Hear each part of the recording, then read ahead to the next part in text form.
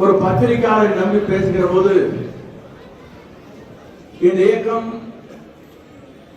ஒரு கவுன்சிலாக வெற்றி பெற்றிருக்கிறார் என்று கேட்டார். இந்த இயக்கம் நாளை காணப்போவது 234 சட்டமன்ற உறுப்பினர் அறிவியல் ஒரு இடத்தில் கூட வெற்றி பெற முடியாது. இணையத்தில் இங்கே ஓடிக்கொண்டிருக்கிறது. அவரை ஆட்சி கட்டிலே அமர்வதை வரையிலும் இயக்கத்தில் இருக்கிற நீங்கள் தூங்க போவதில்லை, எனக்கு நன்றாக தெரியும். நாங்களும் சில நேரங்களில் இப்படி அழைக்கின்ற போது நாம் எவ்வளவு கஷ்டப்பட்டு இந்த கூட்டத்தை கூட்டுவோம் என்பது எங்களுக்கு தெரியும். ஆனால் ₹1 கூட செலவு செய்யாமல் இவ்வளவு பேர் இங்கே ஆர்ப்பரித்து நிற்கிறேன் என்று சொன்னால்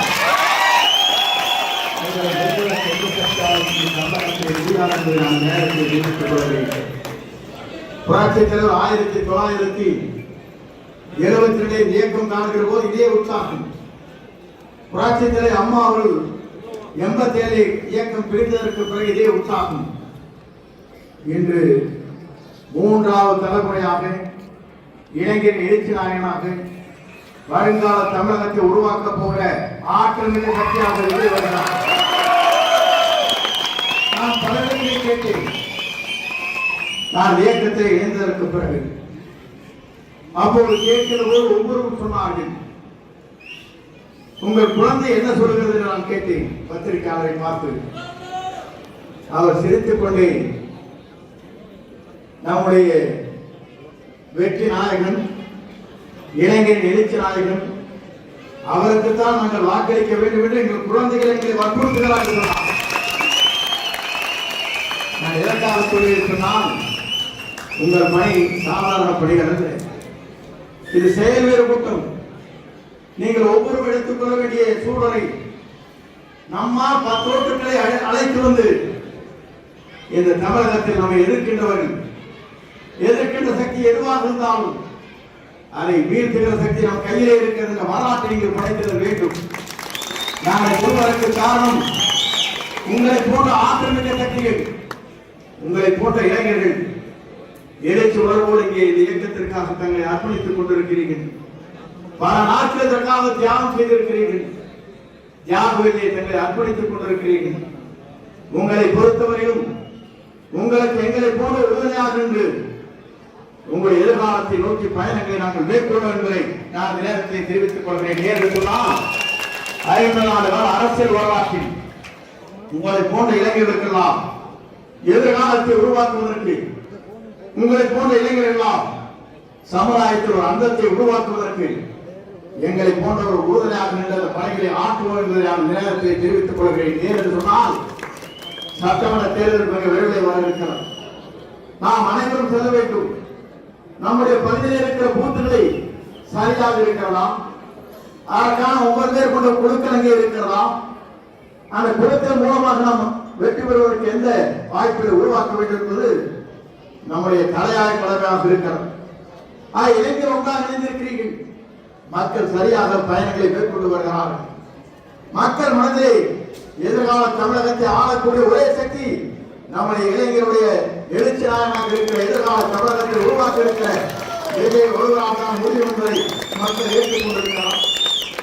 நாம் ஆற்ற வேண்டிய பணிகள் அல்ல, நாம் செய்ய வேண்டிய பணிகள் அல்ல, நாம் அவருக்காக உறுதுணையாக நின்று எந்த தியாகத்தையும் செய்வதற்கு நாம் தயாராக இருக்க வேண்டும். நம்முடைய லட்சிய பணி என்பது அவரை முதலமைச்சர் ஆக்க வேண்டும் என்ற லட்சிய பணத்தை நம்முடைய பயணங்கள் அமைந்திருக்க வேண்டும் என்பதை நான் நேரத்தில் தெரிவித்துக் கொள்கிறேன். ஏன்னா அப்படி வருகிற போதுதான் ஒரு ஆட்சி மாற்றத்தை நம்மால் உருவாக்க முடியும். எதற்காக நான் சொல்கிறேன் சொன்னால், 2016 திமுக 91 இடம். ஆனால் எதிர்கட்சி மறந்துவிடக் கூடாது. ஒரு நிமிடம் நாம் தூங்கினால் எதிரிகள் எப்படி வாக்களை அளிப்பார்கள், எப்படி வாக்களை மறைப்பார்கள் என்பதை நீங்கள் தெரிந்து கொள்ள வேண்டும். இளைஞராக இருக்கிற நீங்கள் செயல்வேறு கூட்டம், பொதுக்கூட்டம் அல்ல. ஆர்ப்பரித்து வந்தீர்கள். காணுவது எனக்கு ஒரு உற்சாகத்தை ஏற்படுத்தி இருக்கிறார். 50 ஆண்டு கால வரலாற்றில் உங்களை போன்ற இளைஞரோடு பேசுகிற வாய்ப்பு, உங்களை போன்ற இளைஞரிடத்திலே உரையாற்றுகிற வாய்ப்பு, உங்களை போன்ற இளைஞரிடத்திலே எதிர்காலத்தில் வந்து பயணம் செய்வதற்கு நான் ஒவ்வொரு இளைஞர் பணியை ஆற்றி வருகிறேன். ஏன் சொன்னால், நாளை மறுதினம் இங்கே கூட்டங்கள் நடைபெற இருக்கிறது. விளக்கங்களை இங்கே நாங்கள் சொல்ல இருக்கிறோம். எப்படி நம்முடைய பயணங்கள் அமைந்திட வேண்டும் என்பதை நாம் ஆய்ந்துதான் அந்த பயணங்களை நாம் மேற்கொள்ள வேண்டும். வெற்றி என்ற இலக்கை நாம் வெட்டிவிட்டோம். ஆனால் இலக்கை எட்டுவதற்கு என்ன அடிப்படை தேவைகளை நாம் செய்ய வேண்டுமோ அந்த அடிப்படை தேவைகளை சரியான முறை செய்துவிட்டால் 234 சட்டமன்ற தொகுதியும் விஜய் அந்த வரலாறு தமிழகத்தில் உருவாகும். அந்த வரலாற்றுக்கு சொந்தக்காரர் நீங்கள் தான், மறந்துவிடக் கூடாது.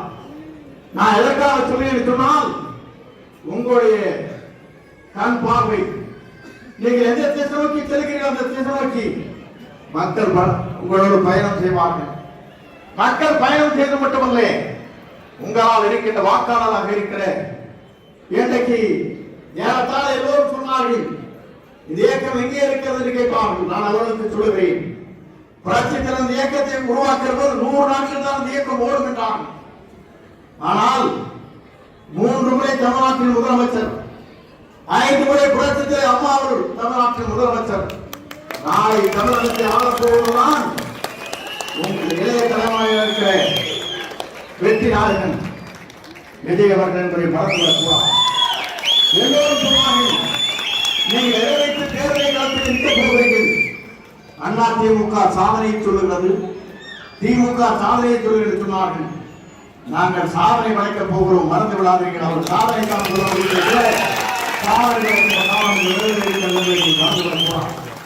ஒரு அச்சி ஒரு இயக்கம் ஆளுகிற போதுதான் சாதனை சரித்திரத்தை படைக்க முடியும்.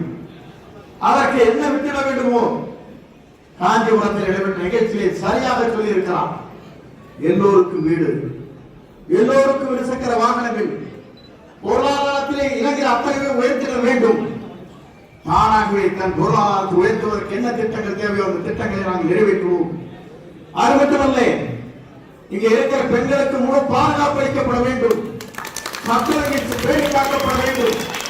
தமிழ்நாடு என்பது இந்திய நாட்டின் வரலாற்றில், தமிழகத்தின் வரலாற்றில் ஒரு தூய்மையான தமிழகத்தை உருவாக்குவதற்கு, சட்டத்தை பேணி காப்பதற்கு, அமைதி பூங்காவ தமிழகத்தை உருவாக்குவதற்கு அயரால் உழைத்து வருகிறார். அவரை வெற்றி பெற செய்வது மட்டுமல்ல, வரலாற்றை படைக்கிற தலைவராக இனி எதிர்காலத்தை உருவாக்கி காட்டுவோம். இவர் சொல்லுகிறார்கள், இவர் நாளை எங்கே சொல்ல போகிறார்.